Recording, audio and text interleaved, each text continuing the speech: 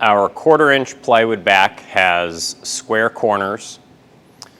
However, when we routed this, it left a radius and some other areas that we need to clean up.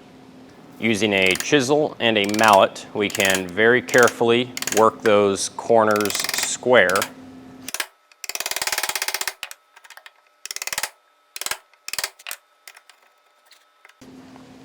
Our goal is that our 1/4-inch backing piece will fit nicely in that cleaned up corner.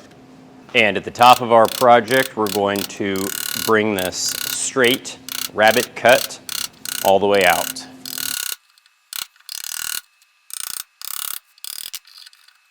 And that will then accommodate our 1/4-inch back very nicely.